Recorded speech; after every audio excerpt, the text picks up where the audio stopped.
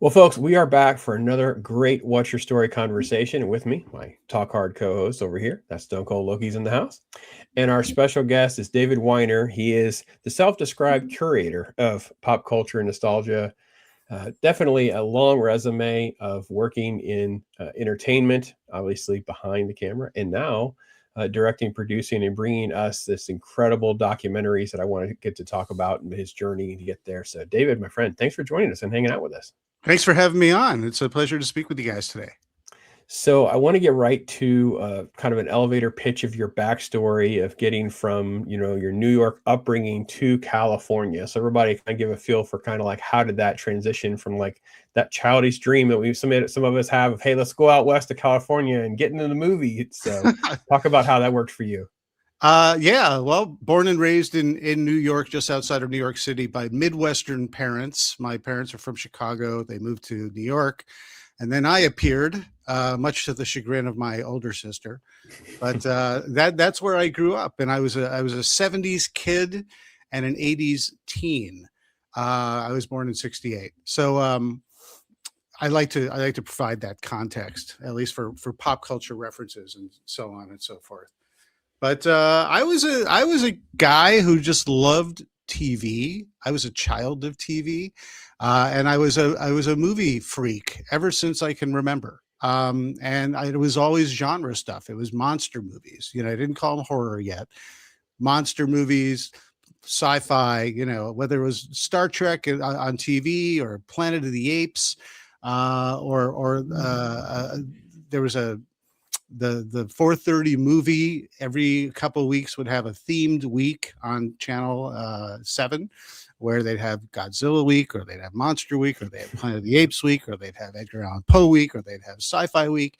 All these things really kind of shaped my world, not to mention the 99-cent theater where all movies went for their last stop before they would die in the world, before you could just instant gratification stream it, rent it, even see it on cable. And so coming from that world, I was always transfixed with the magic of the movies. And I can stop there, but I'm capable of telling long tales. But that planted in my brain that, especially after seeing Star Wars in the theater in '77, I transformed from a kid who loved movies, from Ray Harryhausen and creature features and Universal and all that stuff like that. We all grew up on that. So you guys see, I'm speaking to my people. I know that.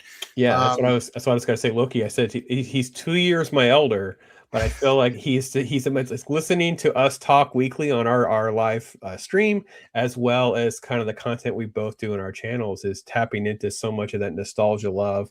Sure, we'll hold mirror up with criticism on things that we might dislike, but for the most part, we spend a lot of time trying to highlight some of those gems. You did omit like Saturday morning cartoons a little bit from your love, because I'm sure that's a passion that we all share, and some of the other stuff. Loki is my Godzilla expert, man. He is like knee deep in that. So you guys could wax on about Godzilla. Probably very best for another time. Cool. But what's the car ride like to go out west? Like the parent, look at this, right at his arm's reach. You know which one this one is, right? This is the only one where he's like a zombie Godzilla in terms of his look. Very, very cool. Anyway, listen, I'm sorry. Stop me before I start. You're fine. Within reach. Within reach. It's show and tell. Yes. Wait, we're here to just like show each other our toys, right? I know my Mecha Godzilla is out of reach. That's just not fair. I wasn't prepared properly for this. Oh wait, hold on. Before we move on, I still have my original Shogun. So that's OG with the tongue, big one, but he doesn't fit on my desk without being unwieldy. Yeah. So I got the Super 7 guy, which is just makes me super happy. I like to fidget with my toys while I chit chat. So. To finish my thought, I think I was getting there, but and I don't want to dominate because you got another question. But seeing Star Wars transformed me from being a appreciator of great stories and entertainment to someone starting to think about, how is this done? How could I make people feel as exhilarated as I did coming out of this film? what is the path to Hollywood? They make models. There are people in costumes. There's makeup. There's a story here. I got to figure out how to point myself in that direction. Okay. All right. All right. So into the car you go. You head out west. Yes, when I was 9, I had yeah, into the car. So I went. I ran a movie club when I was in high school, which was very, very cool. The closest I could get to Hollywood was running a film club that was pretty successful. And when I say that, I mean, like, I turned a boring film club that I inherited from a guy who was running it, who was a really nice guy. He gave it to me at the end of freshman year. He said, "You're the only one who really, really cares about this stuff enough. I want to give this to you when I graduate." I'm like, whoa, me? And I got to, next thing I know, in addition to things like a Citizen Kane or something like that, I was like, we're going to get Clockwork Orange. We're going to get Mad Max. We're going to get the Blues Brothers. We're going to get American Werewolf in London. We're going to get all these cool things because this is what really, really people want to see. In addition to some of the vegetables that I thought were pretty cool as well. But the closest I can get to Hollywood was doing that and working on stagecraft. But then I was like, I want to get into movies. I went to film school in Ithaca College in upstate New York, studying film theory, film production, side by side. And then I headed out west as soon as I graduated, and I went straight to Los Angeles. Prior to that, it's important to mention that I got my feet wet for an internship summer where I was on the Disney studio lot, which was also a dream come true. But that cemented my desire to definitely come out to Los Angeles and, pursue my dreams. And my dream was, I want to make movies. I want to be a big director like, Scorsese or Spielberg or Lucas or you name them, Coppola. But at the time, I wanted to just be an important person on a movie set, running around with a headset and a walkie-talkie yelling, rolling and cut, and having people know my name and say, "David, get the talent through hair and makeup and get them on set. We need them now." That was like my first dream that became a reality. And it goes on from there.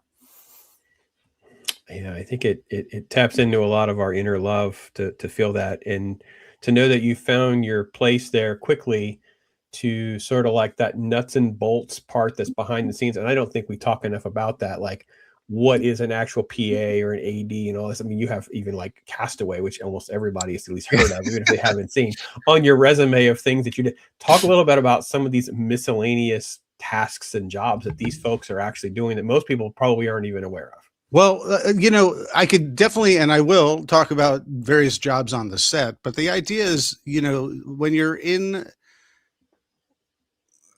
nothing's guaranteed. Everything is a freelance lifestyle. You're always just hustling to get your next job while you're on your current job. So you're constantly networking with people, making friends, showing them that you're cool, reliable, and take these things seriously enough, but not so serious that you're not a cool person to be around with when everyone's working 12, 15, 18 hours a day. You want to be around people that you like. But you'd always be networking to say, what are you working on next? Do you have a lead on what you're doing? And, you start usually as a runner or a production assistant, but inevitably something comes your way. You see all the various jobs on a film set, and you decide, is this for me? Do I want to lug cables and be an electrician? Do I want to be a grip and carry C-stands and various things and set up things? Do I want to be in props? Do I want to be in the art department, setting everything up before anyone arrives, disappearing while they shoot and then coming back and breaking it down? Do I want to be in costumes? You look at all these cool things that people get to do, and you think, what's in my wheelhouse? Locations, I ended up doing locations. But, when you're hustling to get your next job, you're also like, if I don't get something, I'm going to be not working. So if something comes your way that is not quite to your liking in terms of your career trajectory, and I was thinking I'll be a assistant director. So you work as either a second assistant director. They don't actually call it a third assistant director. Don't ask why. It's more fun, weird names out here in Los Angeles. But you know, you can work your way from second, you know, from PA to key PA to second director, assistant director to second AD to first AD to UPM, unit production manager. And assistant director does not really direct. They're directing traffic, directing the schedule, and making sure that the director has all the materials and that they need to get the job done. But you're much more of a coordinator. So do you want to be a production coordinator? You know, do you want to go that takes you down the producer route?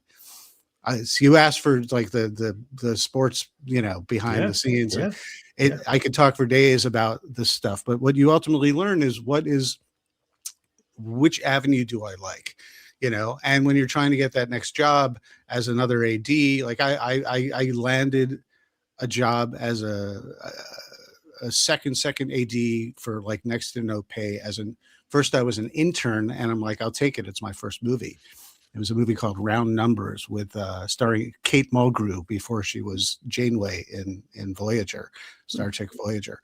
And she was great. She was really nice. But it was a low budget film, and they took me on as an intern, but they immediately saw that I'm just capable, and I have a driver's license and I could drive all around town with my car. And so, but they said, we're going into production. I want you to be the second AD. And I'm like, sounds great. I don't even know what that is. I don't know how that works, but I'll figure it out and I'll just say yes. But the job after that, I was going after a second AD job, and they hired me. And then they said the person who originally was with this AD team, who was not, you know, we had to fill that spot, and that was you, they're coming back. And they know that person and they want to work with them. We feel badly. So it's not an AD job, but do you want to be a stand-in? I'm like, you know, sure, I'll do it, because it was the holidays. I was just like, I'm not going to get another job until maybe February, and it's currently November. So I took it. And that was a great experience too, because you get to sit and watch everyone doing their job, the cinematographer, the director, all the actors, all their craft. I used to run lines with, you know, Tim Thomerson, you know, before a scene. He's like, Dave, run these scenes with me. You know, it was a movie that starred Deborah Harry, you know, Blondie. And it was called, what did it end up being called? It ended up being called Intimate Stranger, I believe. And I think it aired on Showtime. But that was, I mean, Blondie, Debbie Harry. I get to hang out with her, and there's a scene where she plays a midnight sex call operator who gets it's like a Rear Window. She sort of overhears a murder on the phone kind of thing. But she's also a torch singer. Of course, you got Blondie, you got to have her sing. So I spent a day where they put me, because they needed to populate a cafe, you know, a little bar. They put me in the front row, and they said, David, you're going to be just in the audience for this scene. And I got to have her torch sing to me all day long, you know, twist my arm. I mean, I get to do really fun things. And I can tell you the Castaway one too, and then we can move on to other stuff. But tell me if it's too much, or if it's no. I think it's look, you know, you agree. It's kind of fascinating to just kind of pull the curtain back and let everybody know that there's these, you know, nuts and bolts and moving pieces. And like I said, I think with streaming, and since post-COVID, we grew up where a lot more attention was on this kind of stuff. Us Uber fans were really into like the commentaries on DVD tracks and all that kind of stuff. And now it feels like we've lost so much of that. And one of the things I think that you do, and we'll get to the documentaries and kind of your focus there, but it's to highlight the fandom and the love of fandom to increase appreciation. Is that all kind of a fair assessment of what we're enjoying about all this? I think so. I mean, we could also not talk about the documentaries for a while. You know, I don't have to talk about the documentaries, but I make these great, when I say great, it's great for me. I make these great documentaries about movies, you know? So I get to revisit when I make a long form documentary about horror or about sci-fi in the 80s or in the 90s. We're moving on to the 70s next for In Search of Darkness. So I'm excited for that. But they're very long form documentaries. So I get to take my time to put these things together and go through a decade and take a snapshot of a decade. But it's not only a decade of listing movies. It's about filmmaking. It's about how film affects an era. It's about how era conversely affects filmmaking and trends and the zeitgeist. And for someone like me, and for you guys who just live and breathe dissecting this stuff because it's stuff that you love, I have the privilege of being able to have a platform to bring a little bit of film school, a little bit of behind the scenes, a little bit of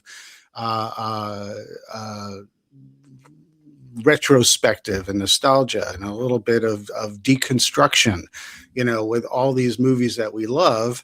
And I also get to bring to attention, like a curation, films that people either have never seen but they've heard of, so they get a taste of what it's like, or if they've never even heard of it, whether you're a hardcore fan or you're just new to the genre.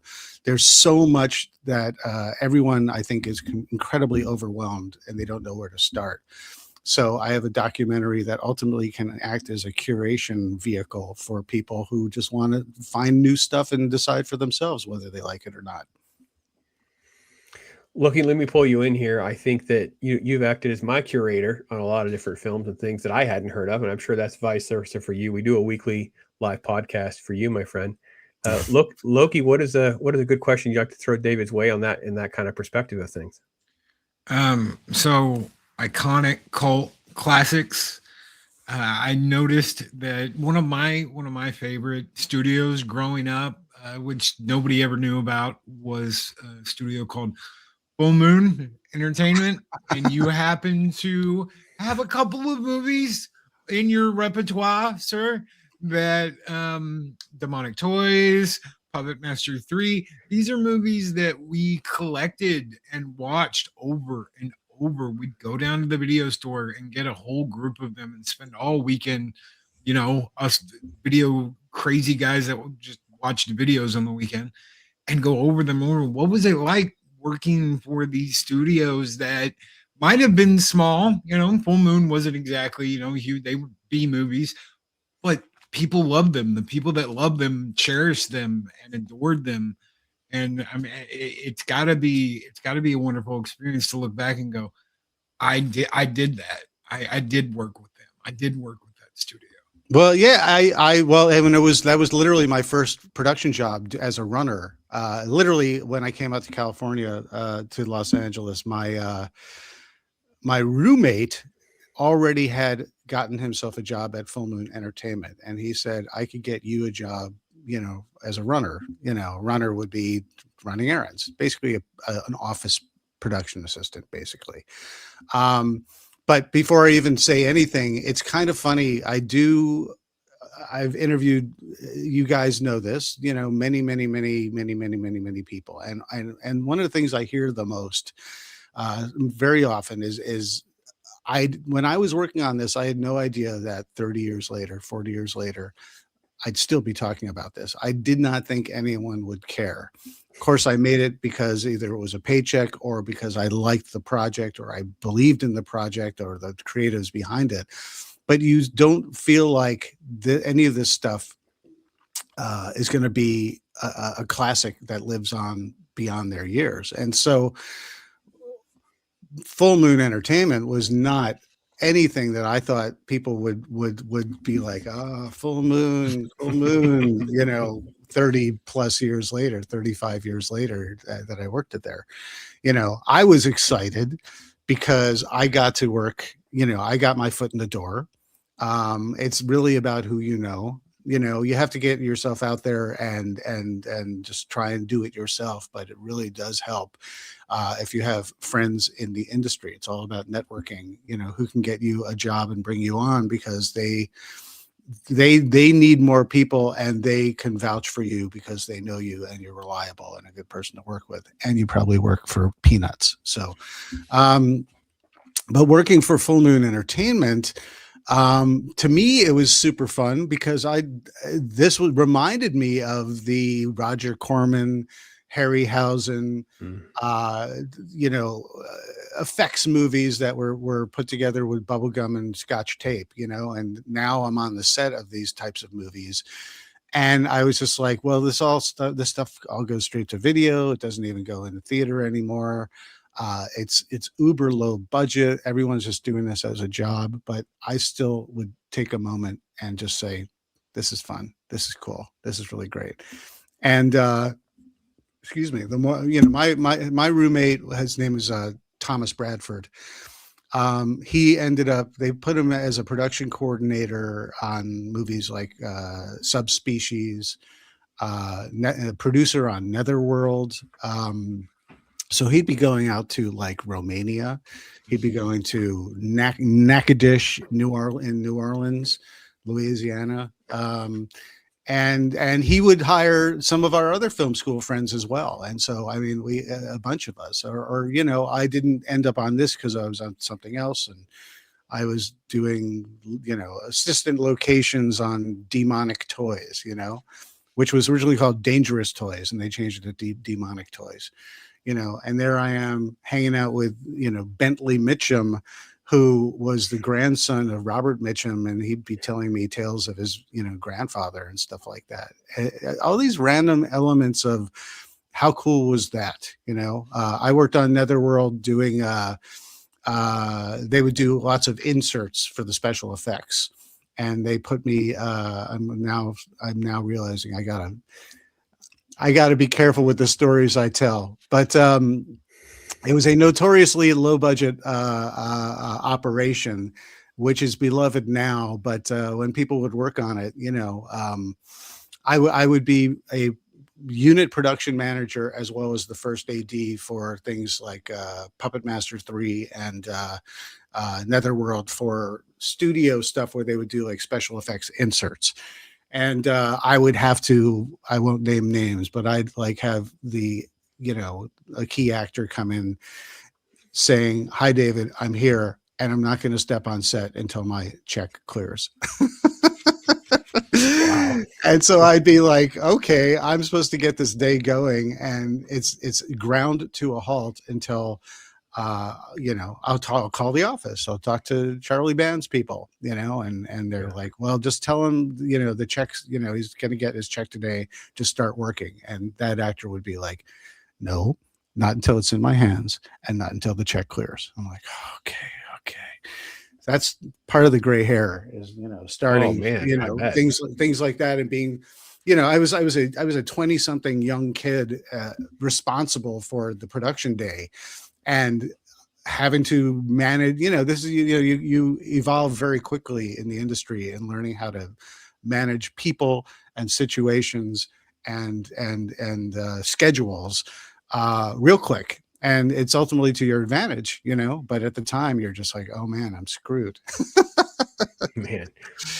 So we talk a little bit about wanting to see Hollywood lean into sort of it's still big numbers relative, but not relative to some of their production numbers, but that, $15 to $40 million commitment on something that they made 100, they're just like doing backflips kind of thing, right? Is there one? Because I did a video, I never watched Roger Corman's Android. I don't know why. Just skipped it, right? Just missed it. And I watched it. It's like, okay, it's kind of got a mess. It's a little bit, but it feels like one of the great films. It's like it's in there. It feels like it's part of like Blade Runner or something. Like you feel like it's really in there. Is there a Full Moon film that's kind of like that for you? Like there's one of these that's like, you know what? The nuts and bolts were there. It's just because of the budget and maybe the time, this and this could be revisited and probably really do good. Is there something that jumps out at you? Maybe not Full Moon, I guess. I'm limiting you there, but I just I didn't work on, I worked for Full Moon on and off, like I was there like full time for about, I don't even know, it's all a blur, maybe a year. And then off and on various projects when they'd say, you're on something else, and they know you. So they'd say, Dave, are you available for, doing second unit production managing for, the insert shoots for Puppet Master 3. And I'm like, yeah, is that next week? Yeah, I could definitely do it this next week. I'm finishing up something this week, or I'm, busy doing absolutely nothing, working out and going to matinees, which was really cool too, trying to get my next job. But I digress. It's, I don't know. I did mention subspecies. I think Charlie Band had a real knack for getting production value out of locations.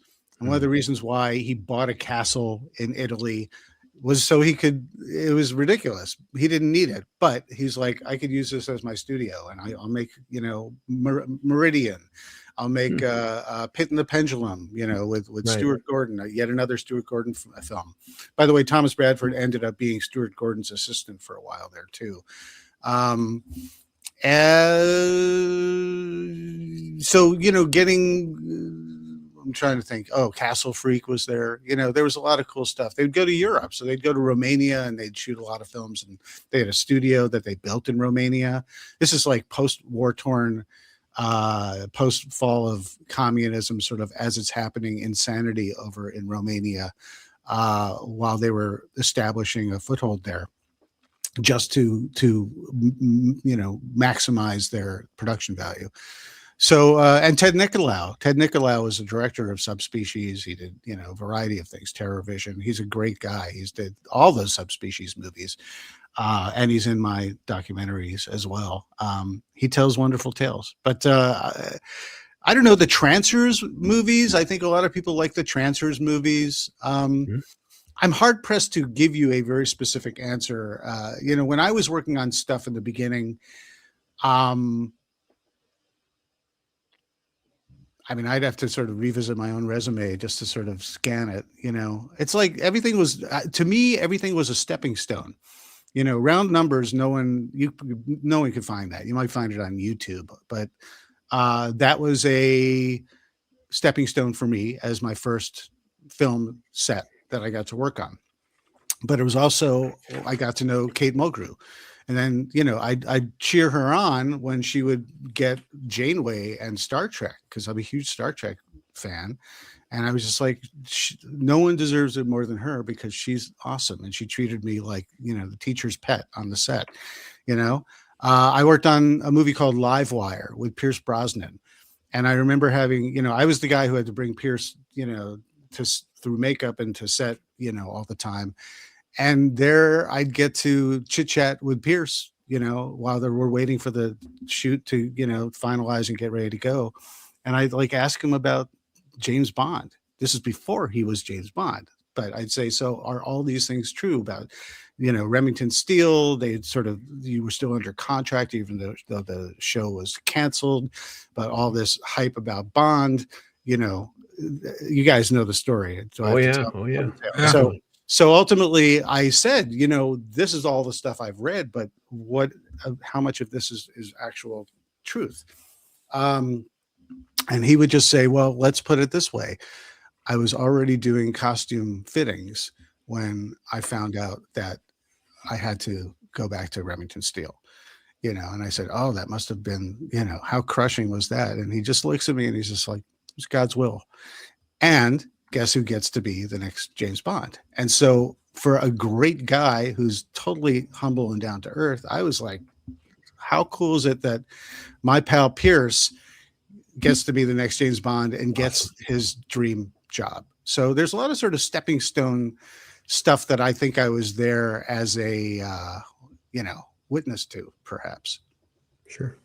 Loki? GoldenEye's better than Living Daylights, I'm just saying. And like you said, God works in mysterious ways, and it worked out. It really did. Whatever you believe in the world, in terms of your own religion and your own spiritual beliefs or lack thereof, everyone that I worked with, they ultimately have their own personal drive and passion. But oftentimes people say, well, you navigated this to this to this, that's pretty cool that you had this trajectory. And they'll just look at you and they'll just say, I was just trying to get my next job, and when I wanted this, all these things came my way, and I just took it because it was available at the time, and I had to pay my mortgage, And next thing you know, they're like, horror icons, like Tom Atkins or, Dee Wallace or something like that. And they're just like, they have their own personal beliefs and their own personal motivations, but fundamentally, each and every one of these people, you find that they just have a vision of success and determination and tenacity. That's the running theme for everyone that I've worked with who still works to this day or found success, even if it wasn't what they were trying to find. David, before I get to your Kevin Bacon Tremors story, because I don't know if Loki knows it, I wanted to Loki to talk about his love of Tremors and the time he would have, the bonding he'd have with his dad, because I think it kind of sets the stage for why fans are so passionate about Tremors. So go ahead, Loki. VHS. We did not see this in the theaters. The first time I ever saw that worm was actually in the preview for what was it, Ghost Dad? Ghost Dad? Yeah, it was Ghost Dad, right? He was like, because you've got Bill Cosby saying, "Don't go for those stupid monster movies," you know, and you see the worm come out, and I was like, "What is that?" And then we rented Tremors, and I saw it, and I was like, "Oh, that's the worm from the Bill Cosby movie." But we loved it so much, and we loved Kevin Bacon, and we loved the story, and Bert, man, Bert Gomer is he's my spirit animal. Broke into the wrong damn rec room, didn't you? And just watching that, and we would sit, and we would have nothing to do. It'd be a rainy day, it'd be a weekend where we were staying inside, whatever it was. Want to watch Tremors? Let's all watch Tremors. And the family would sit down and we'd watch Tremors, and we would laugh. We would have a good time, and you know, graboids. And it was a wonderful experience. And the more of those we got, the more, I'm not just talking about Tremors, but the more movies like that we got, the more we were watching movies, and the more we kept watching movies. And we went from VHS to DVD and collecting, and I want the whole Tremors set. Now I want Tremors on Blu-ray. Now I want Tremors on 4K. You end up having 5 different versions of this movie that most people would be like, why do you have 5 versions of Tremors? Because I have the VHS, I have the DVD, I have the Blu-ray, I have the 4K, because you end up loving it, and it's almost part of your history. Those movies, there's a certain category. Well, first of all, I have two sort of responses to that, because that's awesome, and I understand it in my bones. And what's really cool, and what I kind of knew, but now I've really cemented from doing all these documentaries, is the response to that everyone has to these, is that all these movies are on a level playing field, and it's not about criticism of movies. It's about your love of these films because they affected you at a certain time in your life when you just wanted to see a movie, and you ended up seeing something that was way more entertaining, or as much as you hoped for, but it usually exceeded your expectations. And it's not only about the movie itself, but it's about who you were, where you were, how old you were, who you were with. And you know, did you see it, you know, by sneaking the movie? Did you rent it after a long night at the video store where no one could agree, but you said, I always wanted to see it because I like the box cover art? Fundamentally, the reason why you want to get so many copies of this is because this is trying to reclaim a time in your life so many years ago that brought you joy, no matter what was going on in your life at the time. Usually, not all of the time, but usually when life is challenging, you know, whether it's school, whether it's family, whether it's just something going on in your life when you were younger, these were escapes. And by being able to own this thing, this square device, and you can put it on every time, or you could literally just put it on display knowing that you could put it on anytime. It's a constant. That's why we have all these toys around us. It's like you get these mementos and souvenirs of your past, where you had these moments of absolute joy and carelessness about what was going on in the world. And it's trying to reclaim that. And that movie to me is like Fright Night, like certain movies, even Die Hard in a different genre, where I went to go see a movie because I just wanted to see a movie. And I rationalized it. I'm like, well, okay, Fright Night. I don't know anything about it, but it's vampires, and I just want to see a movie on a Friday night. Tremors. Well, this looks kind of hokey, but I want to see a movie, and Kevin Bacon's in it, you know, and someone said it's good. I'm like, really? That's good? Okay, sure. Die Hard, you know, the guy from Moonlighting, they're trying to make him an action hero now, but people are saying it's good, so I'll go check it out. Holy crap, this is amazing. You go through this sort of evolution watching it, where you realize the movie that you has met your expectations early on, but you don't think it's going to exceed. And then all of a sudden, out of left field, amazing effects or very clever writing or just some iconic moment, you know, broke into the wrong goddamn rec room. And you're just like, I'm in. You got me. I'm transformed, you know, more. And I think we all like to be able to have a piece of that whenever we go through life. And lastly, I'll say about that, and we don't have to go down this rabbit hole, is that I think that's also a problem. Not that nostalgia is a problem, but when you're trying to reclaim the height of entertainment when you experience something, and then you go to sequels or remakes or something that's supposed to be like it, and it's not quite the same as your expectations, you are like disappointed. Well, the thing is, it's a different thing. It's a different, you know, sometimes you can't go back to the original, and you got to remember that was a moment in your life when it was new to you, you know. You can't always go back, you know, or if there's a sequel, it can't be as good as the original, and it's going to try and be like it, but it's going to be try and be different, and it's going to fail either way. People get very caught up in those expectations versus the reality of what they're trying to reclaim. And, you know, yeah, I think people just need to be more mindful of that.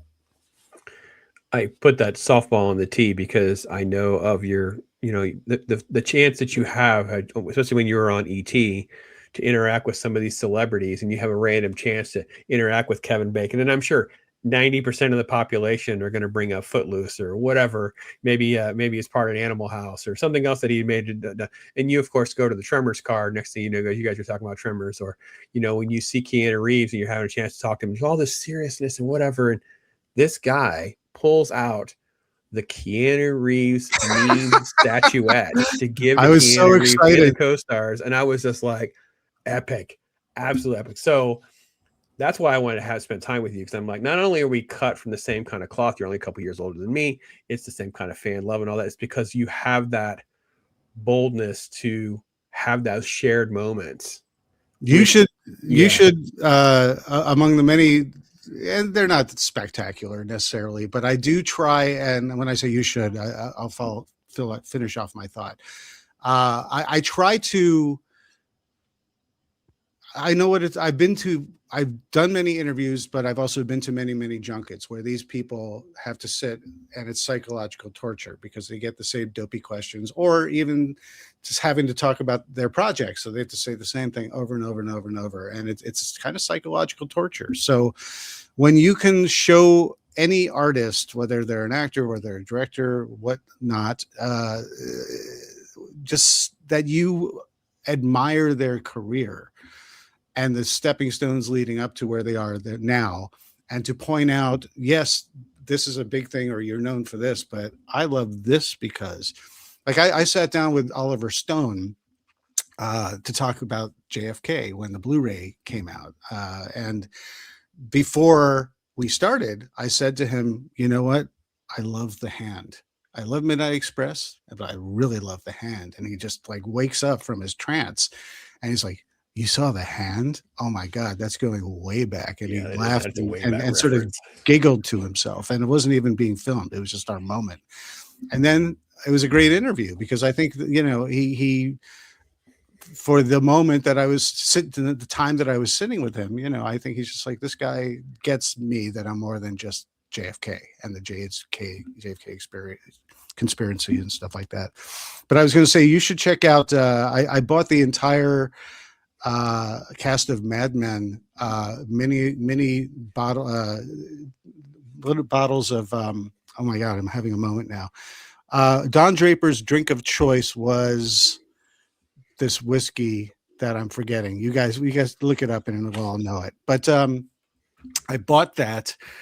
I literally went to like Bevmo and bought a bunch of them. And when I sat down with each and every one of them, I said, I know it's a long day with the junket, so I bought you a drink, and I gave them the little mini bottle.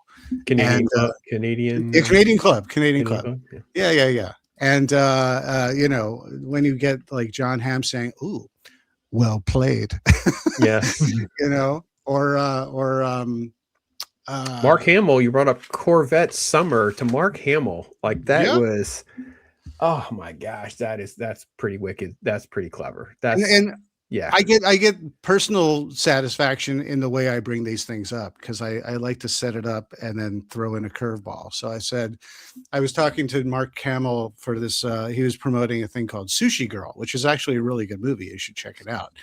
And we talked about Sushi Girl for a while. And I said, with the time that we have left, if you don't mind, there's a little movie that you did in the 70s that people seem to like that, you know, maybe we could talk about it. And he's like, he's going to ask a Star Wars question. So yeah, he's like, yeah, sure.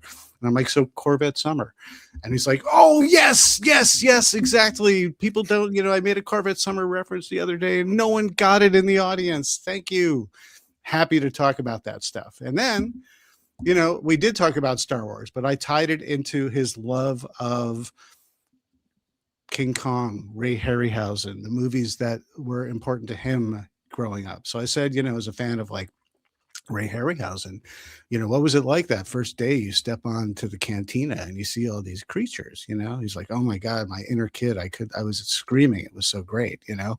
So finding a way to tap into the human being versus the celebrity, and being knowledgeable that you have to get information about what you're supposed to be talking about. So they're going to have to hit certain bullet points of things, but ultimately, if you could steer the conversation into, you know, how do you like your coffee? You know, what's your favorite this? You know, when you did this, you know, when you were a kid, you know, how to tap into that. Ultimately, find these connections, you end up getting much more interesting interviews, you know, and it's fun to get to know these folks as human beings, because that's who they are. Loki. Oh no, I absolutely agree. We've been doing this for a while, and tapping into that human part, bringing up what you brought up, me bringing up Full Moon Entertainment. I mean, how many people are gonna really seriously ask you about Full Moon Entertainment? Unless they kind of experienced it and they loved it. And I mean, I've got the Andre Too Long trunk in the other room with all the Blu-rays and signed, and it's because I love them and I grew up with them. And that like you said, that touches that part of you that watched them, that stayed up all weekend with your friends, sitting there smoking in a little room, feeling it like, you know, like a director's booth back in the day with cigarette smoke, but experiencing that and then putting on those movies is kind of like dipping your toe back into that, except without all the ashtrays and cigarette smoke and nonsense that you had to put up with when you were trying to watch it. But it connects you, and But it's that human feeling like you were talking about. Being on the other side of the coin, I can really I can see, all you have to do is say two words, full moon, and I immediately know who you are to a certain degree. I don't know everything about you, but you know what I mean. I know where you're coming from, and I know Kindred spirits.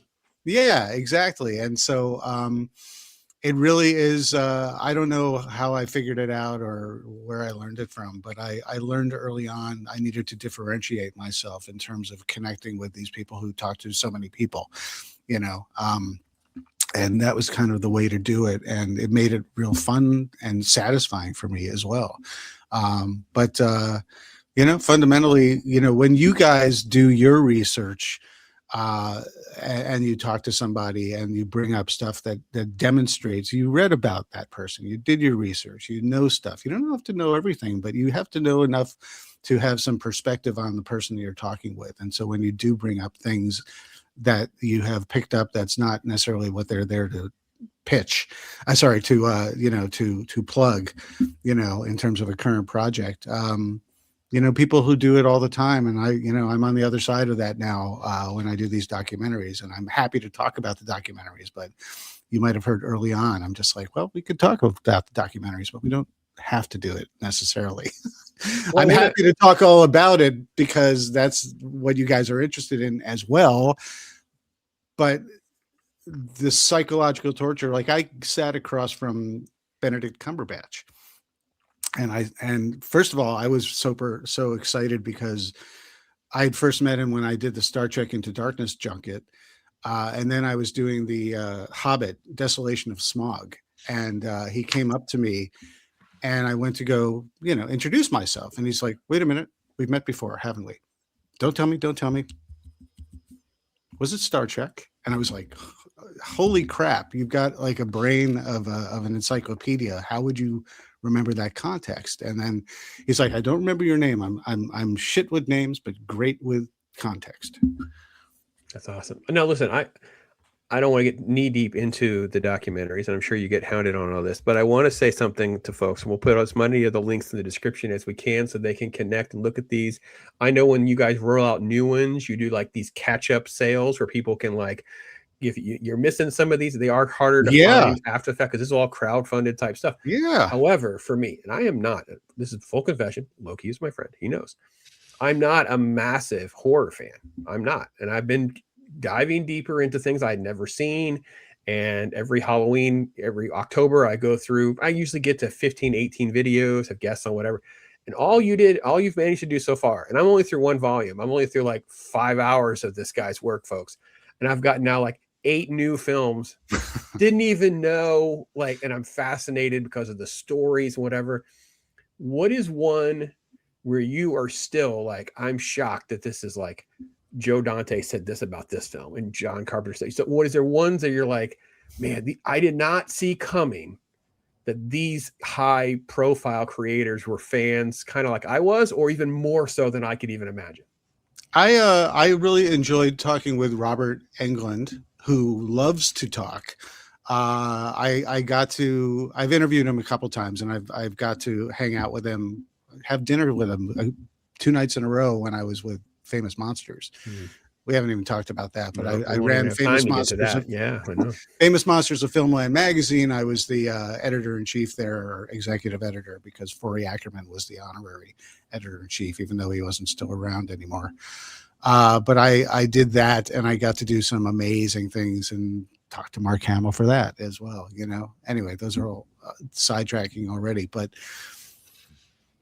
I got to go to Robert's house and hang out with him and put him on camera for In Search of Darkness. Wasn't able to get him for part 1. First of all, when I got him for part 2, he said to me, I'm so sorry that I didn't do the first one. Had I known, I would have done it. But now I know, and I'm very happy to be in part 2.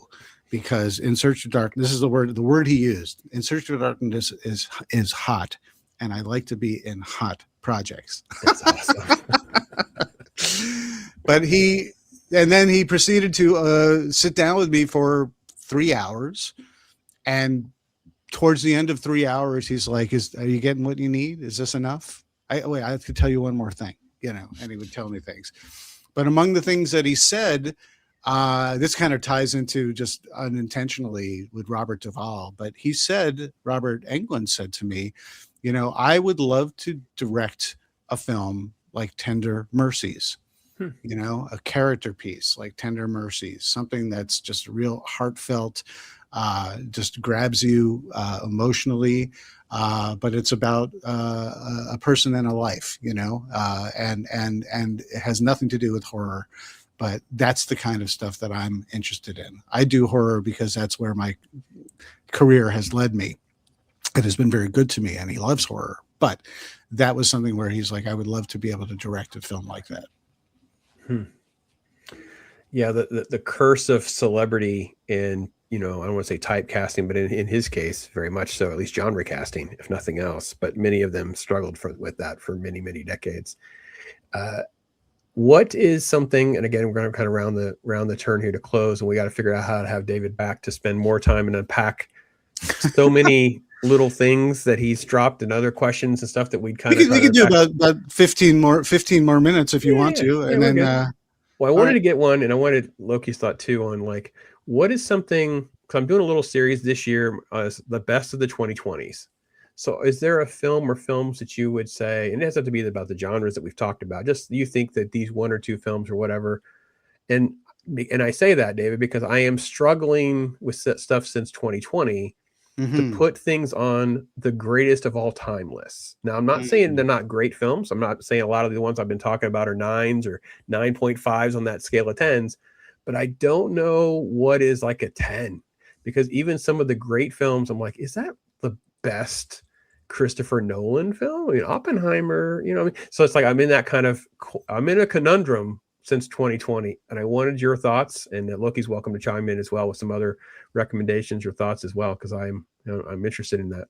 Well, my brain is it's mush because I've been in 90s movies world, and now I'm in 70s. That is totally fair. I blindsided you with that angle of that conversation. That's fair. So I'm bringing up just like literally just I wrote 2020s films and seeing what pops up just to sort of jog my memory.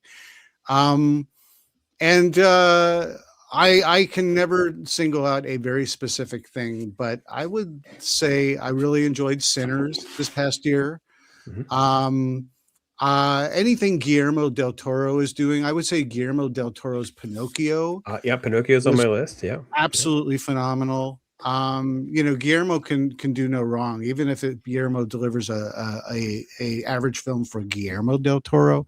I think it's always head and antlers above the rest. I really enjoyed The Substance. These are more recent. What about Godzilla -1?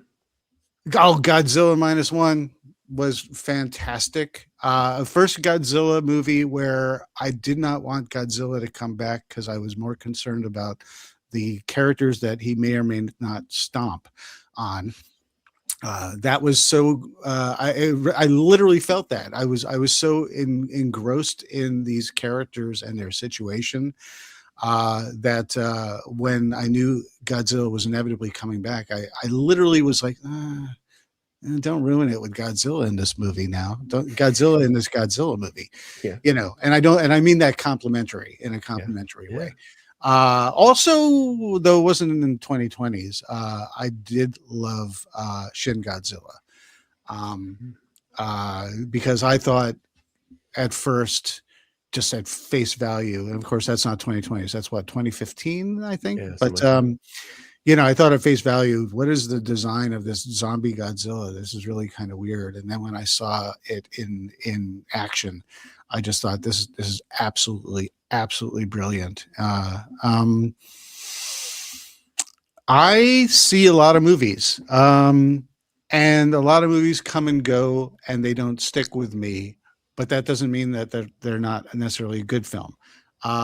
It's just because I see so many films, because I A, love film, and B, I have the greatest homework in the world. And when I want to watch movies in relation to a decade, I do, that's my main course.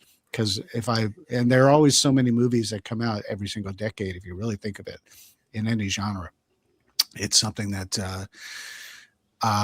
it's overwhelming and it's intimidating, but I want to know what I'm talking about. I want to make sure that I've seen things that I haven't seen. I never claim to have seen it all. And so I'm always learning about stuff, or people recommend something, or I thought something was something, but then it was under another title. I'm fond of saying that I hated Cemetery Man, but I love Della Morte Dell'Amore. It's the same movie, same film, but it's the American title was a complete turnoff to me when I saw that in the video store, and I just thought this looks dumb, And then it turned out to be one of my favorite movies of the '90s when I finally saw it, but I did not get to it until later. So. Okay. As you could tell, I'm incapable of giving you a short, sweet answer. You are totally fine, my friend. So, Loki, another question? Probably like Sisu. Sisu. Oh, Sisu, yeah. I haven't seen. I wanted to, but I did not get around to seeing the follow-up. But I hear it's good. Is it good? Very good. It's very good, but it's more absurd. So it doesn't quite hold a candle to the first one. It's even more absurd, but it's okay. The Menu, which is a horror film, kind of up your alley. I think you'd enjoy it. And what are your thoughts on the Nosferatu 2024? I really enjoyed it. I enjoyed it more the second time when I could really sort of know what I was getting. I thought it was fantastic. I thought the performances were great. I have, I enjoyed it quite a bit. Eggers is, it's nice when directors sort of, they've been doing their thing, but like Bong Joon-ho, all of a sudden you've seen a bunch of their stuff, but then you realize, holy crap, they're really good for a variety of reasons, and so they become appointment viewing no matter what they put out. The Lighthouse, so yeah, The Witch, great stuff. Yeah. Okay. Fair enough. I like to escape to the movies. I like any drama as much as anyone else, but there are certain times when the world is crazy, and I don't want to watch something that reminds me of real people having real problems. You can have real people with real problems in a more fantastic setting, and I'm a little more embracing of that. But that's these days. That's as I get older, and I just want to escape more. That's kind of my cup of tea these days, is genre stuff. My last question, then we'll let you kind of get on. I know that you've spoken to so many people, because it could be the ET time, it could be somebody that you have spoken to recently. Who's the one person that you've spoken to where you're like, yeah, I could hang out with them every single week. We could just do dinners and lunches. That's a person that's, that kind of caliber of connection with you. I would say the director of Cube, Vincenzo Natali. Have you ever seen Cube? Are you aware of Cube? He has seen Cube. I think Cube Pops, is on. If you have not seen Cube, don't read about it. Just pop it in and watch it. 97 Cube. 97 Cube. Pop it in and watch it. 1997. Very well done. But he also did another movie. What put him on my radar before I even knew I'd be speaking to him down the road about Cube was sorry, my brain has gone empty. Cube, Cipher, Nothing, Splice. Splice. Splice is fantastic. Watch Splice and watch Cube. But that guy, he showed up wearing a Zardoz shirt. Oh my gosh, that is a deep cut, Loki. Holy cow, that's a deep cut. Wow. And he's approximately my age. And he's just a real easygoing guy, but very articulate, great opinions. I was proud to put him in Search of Darkness 95 to 99. He adds a lot to it. But some of these people, I don't always ask them out to coffee or lunch or whatever, but he was in Toronto when I was talking to him, and I said, if you're in LA and you have the time, let's grab lunch or something like that. Because I literally was like, we should hang out, because you could tell that there's a vibe. Mm-hmm.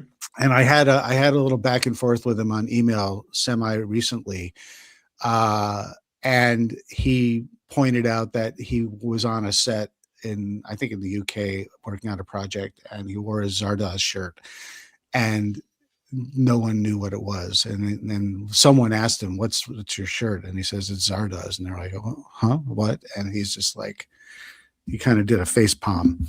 And yeah. Well, if you know anything about Zardoz, you can't unsee it. So, it does show the ignorance of the room. It's definitely a litmus test for the room that you're in, very similar to your full moon reference that we had earlier, because you will know a lot about a room when you're making Zardoz references. That's a good one. I would say, though, and I'm not saying you guys do this, it's more of a blanket statement, don't shame people. I know you don't do this. Don't shame people for not having seen something, because there's so much out there.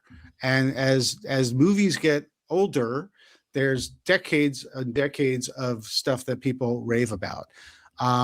There's so many great film noir films that I've heard of, I want to see, and I have not made the time for. And when I was working at Entertainment Tonight, I started realizing that stuff that I just thought, well, hasn't everyone seen Star Wars? And I'd have a coworker in their early 20s, and they're like, don't yell at me, but I've never seen Star Wars. And I just like, oh, really? And I was more curious as to like why. And she's just like, well, I don't know where to begin. There's so many of them, and there's some special order I'm supposed to do, and I don't know. Everyone loves it, and I just I'm not really that into outer space movies, and I just don't know where to start. And I'm like, okay, fair enough, And I think it educated me, and it just showed me that as new generations come of age, they live in an online social media world where everyone's gatekeeping if you haven't seen something, and people just need more curation by people that they respect so they know where to start. And that's why Letterboxd is a big thing. People watch my documentaries, and if anything, they come out saying, I got more for my list.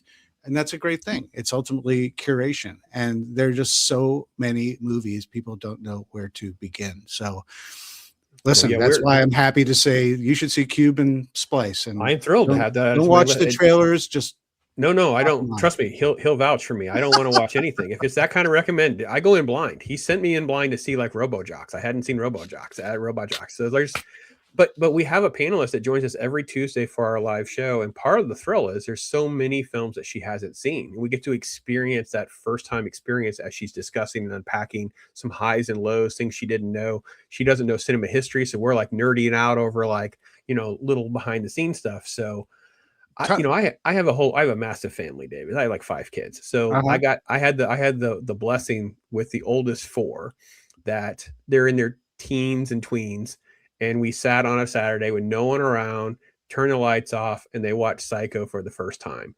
And I was watching all 4 of them have completely different reactions. Mm-hmm. And since then, I have such a great appreciation for that living through someone else rather than shaming them for not have seen it. So I totally agree with you. I have a bigger problem with comic books. I mean, that may not be your thing, but it's like people constantly asking me, I like Green Lantern. Where do I begin? I'm like, oh, dear Lord. There's 70 years of stuff to kind of point people to. So in our circles, there's a creator called Angry Canadian. He's a young man who's mostly into gaming and that kind of, he jokes about me being the curator because he'll just message me out of the blue of, I want to read Ghost Rider. How do I start? Or I want to do this or what? So we embrace that concept. And I think that's why I reached out to you when I found your stuff. And be honest, and by the way, tell your company, this is the value of Tubi, because I hadn't known about the Kickstarter. I hadn't known about Indiegogo. I didn't know about it, found it by accident because of the stuff that you like. And like, next thing you know, I'm down the rabbit's hole watching hours and hours and making notes and whatever. And then I'm Googling up all these different things that are going on. So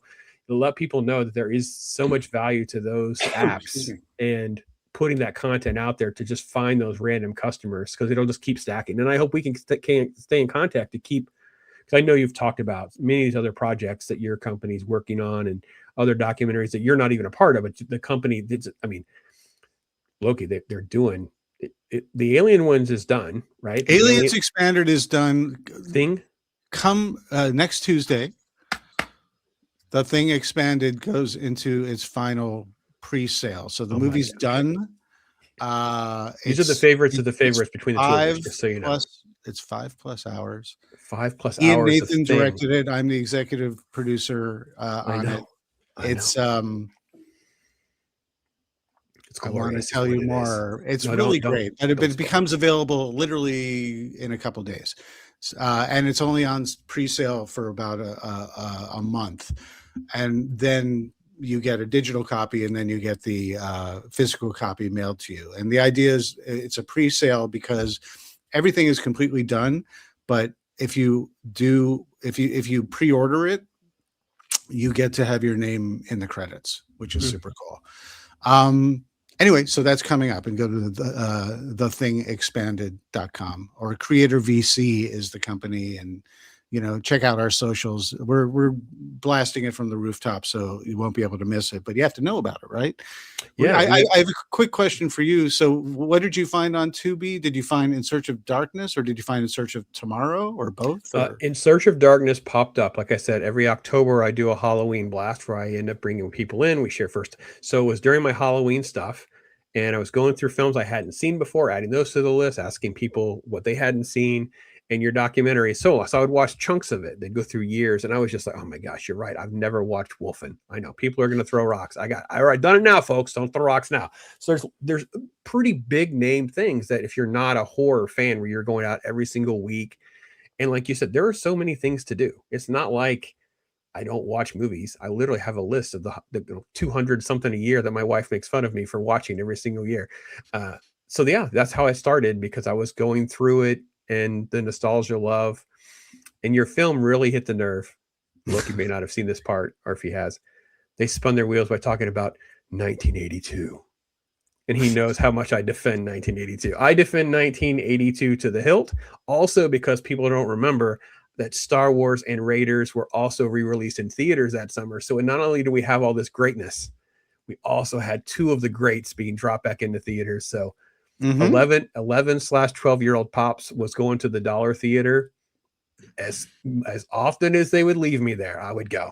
I didn't care. Just leave me there. I'm good. Can I have $5? Because that's like enough to have a couple snacks and see 2 to 3 movies. Wrath of Khan, Tron, Firefox, Blade E.T. Runner. Oh yeah, E.T. Yeah, the thing. Rocky movie. It just keeps going. Yeah, Rocky was Rocky 3. No, Rocky 3 was that 82. That might have been. So. That might have been. It doesn't matter. Rocky 3. Yeah. Excellent. Well, there you go. Did you see In Search of Tomorrow?